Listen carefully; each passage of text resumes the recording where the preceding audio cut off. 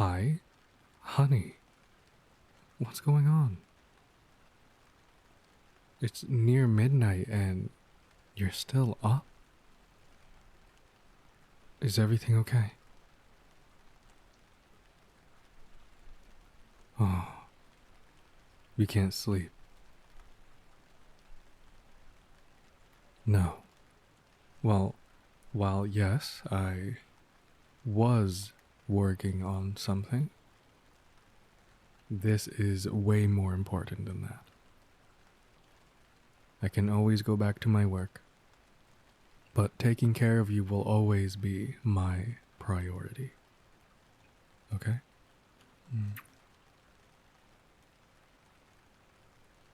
So please don't feel like you're ruining anything or messing up my workflow. I can always go back to it. For now, let's go to bed.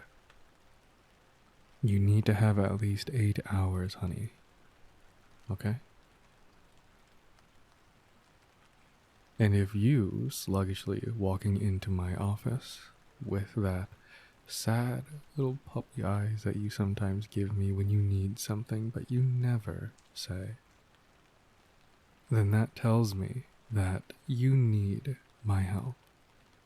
But maybe you just don't know how to ask for it. We've been together for a few years now. I sort of understand your mannerisms, your habits, as you do with mine.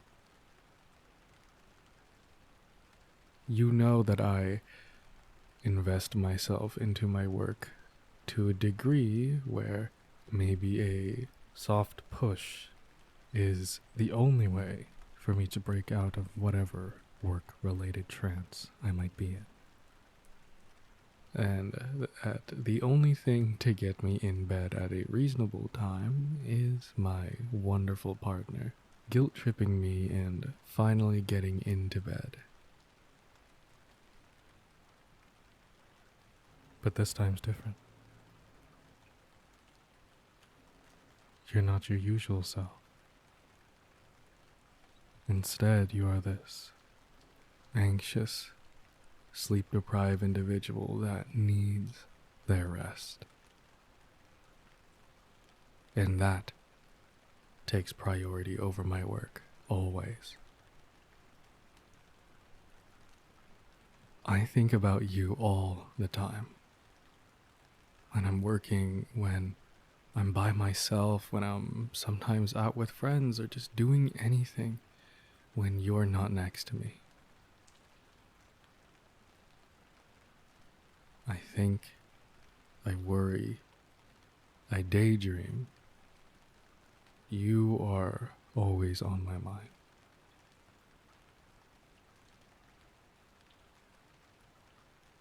So, how about we finally go into bed and get that rest we deserve?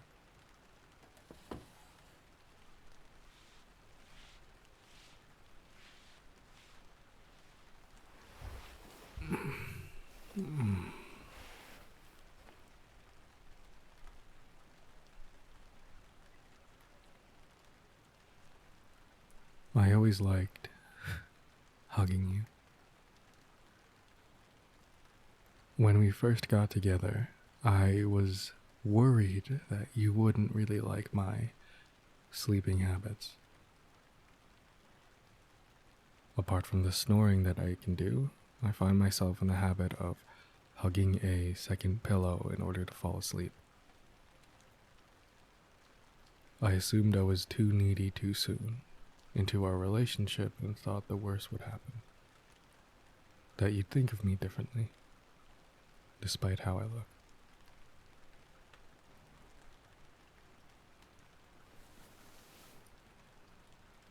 But I'm very lucky that you, in fact, enjoy it.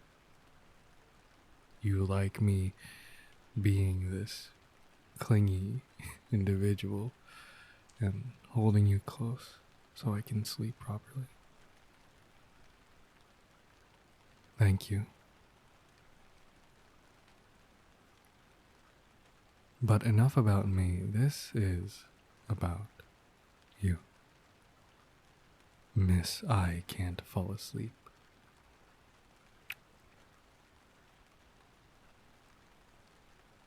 How about I tell you a story,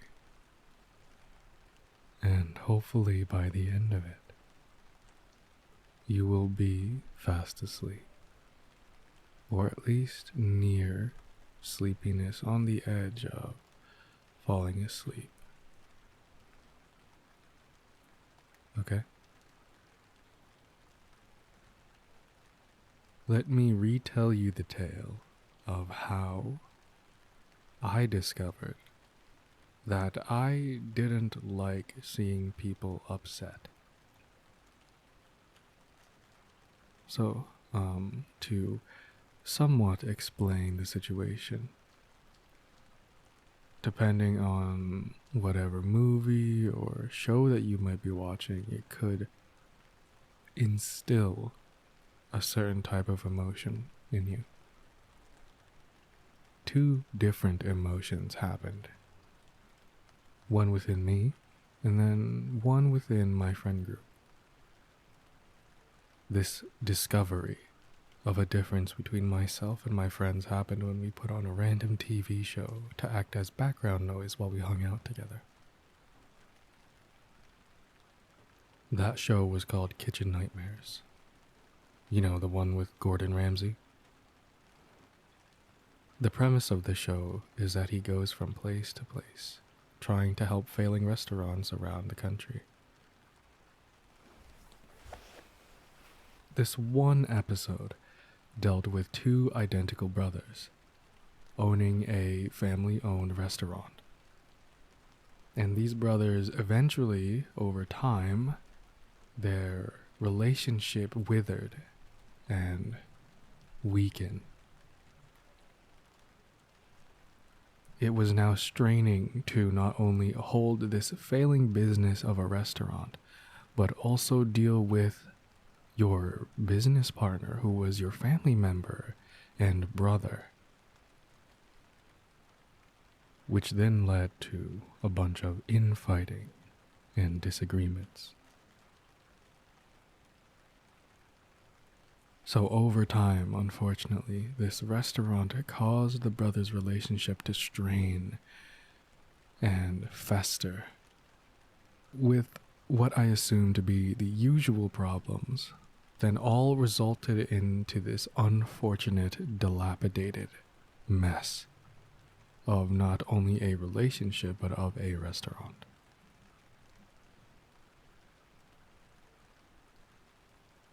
So Gordon Ramsay, in his experience and wisdom, I suppose, at the very end, I would say at the climax of this episode, he had the two brothers box in a ring. Yeah, I know. But the purpose of the boxing was to not only let out any frustrations that these brothers had with each other, but also a chance for them to finally talk, like really talk face to face.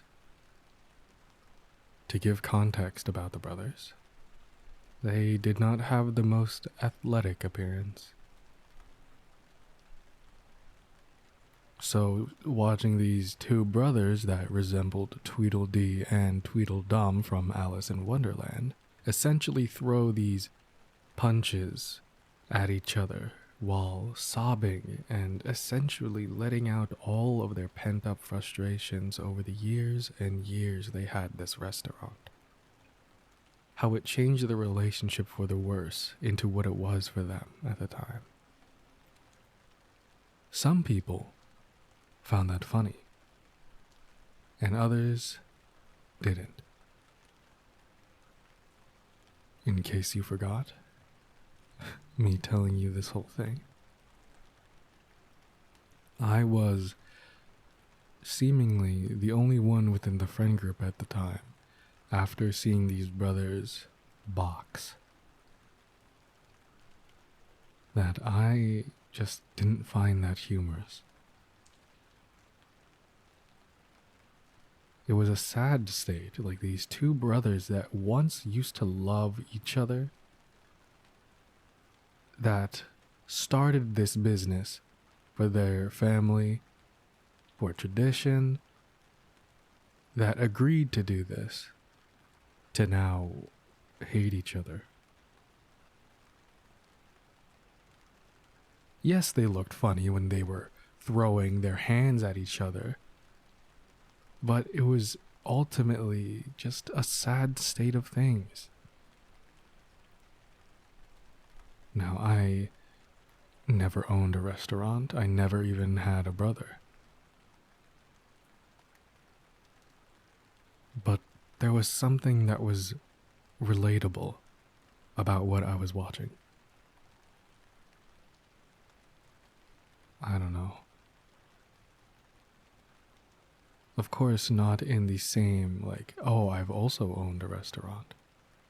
But the emotions that they were experiencing was the relatable portion, if that makes sense. So my friends, they thought it was the funniest thing in the world, watching these two men hit each other and paw at each other while sobbing incoherently. So I looked over, and I go to one of my friends and I ask, "How are you laughing?"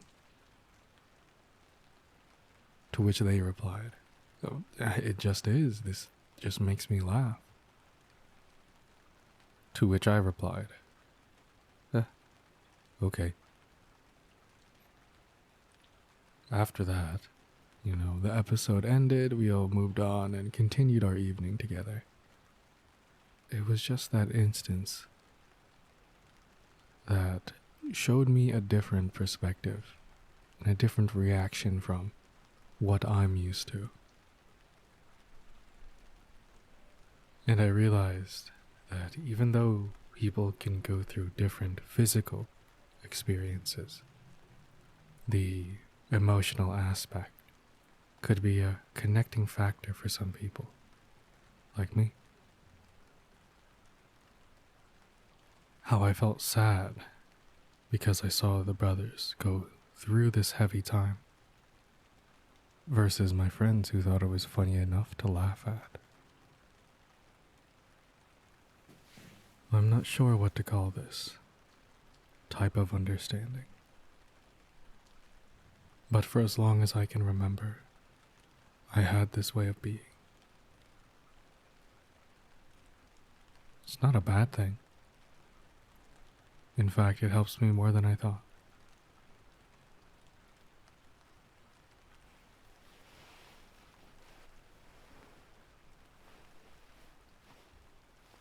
I see that your eyes are fluttering, and that you're just about to fall asleep. Well then, thank you for listening to me. Thank you for being the perfect person for me. And thank you for allowing me to express myself in the way that is true.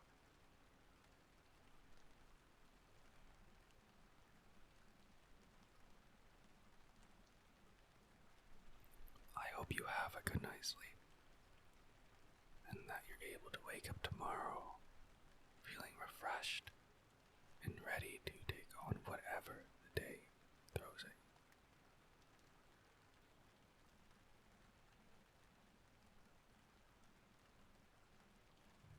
I want you to know that you can always come to me.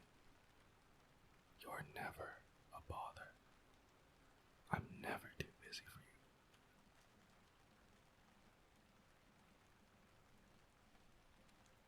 I love you, honey. I love you so much. Sweet dreams.